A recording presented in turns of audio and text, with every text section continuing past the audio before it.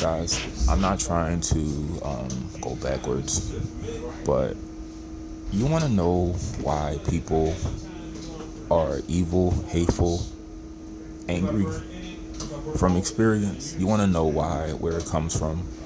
Now, I don't like the whole, oh, hate is taught. It's so cliche. So sometimes if you have a condition where you are easily bothered by change and other people's habits that may irritate you, that's a sign that you are likely to be easily angered. And when recurring events go on in your life, such as like getting robbed, getting attacked, being bullied or picked on, whatever. Sometimes if you notice a recurring theme, like a recurring pattern in those events, you may build like a hatred for whatever the recurring pattern is, whether it be gender, race, um, you know, religion, culture, nationality, whatever. A lot of that builds up. So hate comes from experience, not necessarily what you're taught. That's very cliche. I don't believe people are taught, like in this, especially in this time, how to hate. I feel like they are informed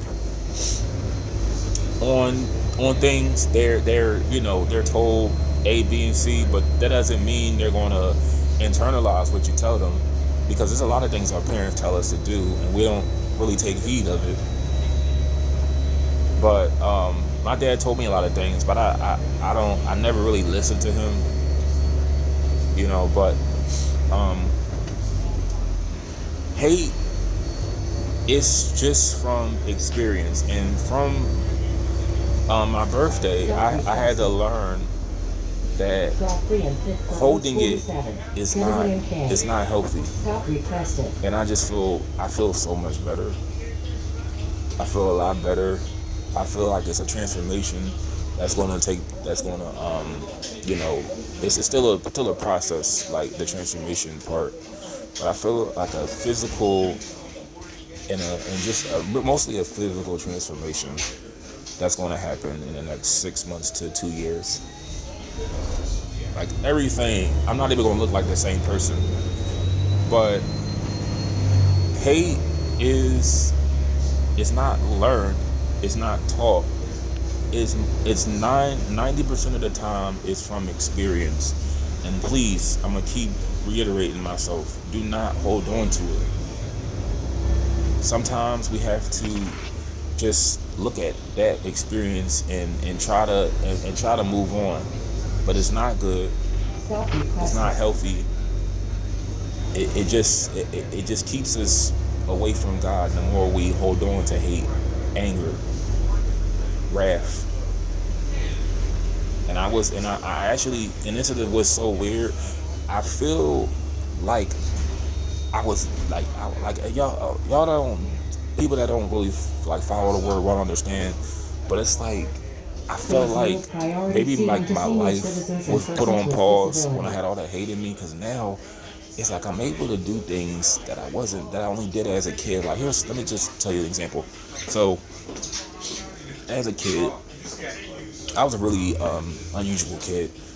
I'm not saying it to like be self-deprecating, but a lot of kids that were 10, they didn't vacuum their room every day. They didn't wipe down their TV stand and their dresser to make sure there was no dust accumulating on it, right? Well, I did things like that, and I'm slowly doing it again. Like I'm becoming more tidy and a neat freak again. And I wasn't, and it's like all through my 20s, I was a hoarder. I wasn't really obsessed with cleanliness. I was obsessed with certain things. I still have signs of OCD, but it's like I feel like I'm just more obsessed now with being more clean and pure, because God is clean. God is of pureness, and it's like it's slowly re-emerging in me once again. I'm getting it back, you know. But I want to see the change, like everything. I made, like I said, I'm going to start working out again. I'm working on my health. I'm working on learning about the word more. But I feel like when I let a lot of that anger go, I just feel like I'm 10 years old again. Because I wasn't angry at 10, by no means. What did I have to be angry about? I was upset. I was upset about my living situation with my dad, with the situation in his household.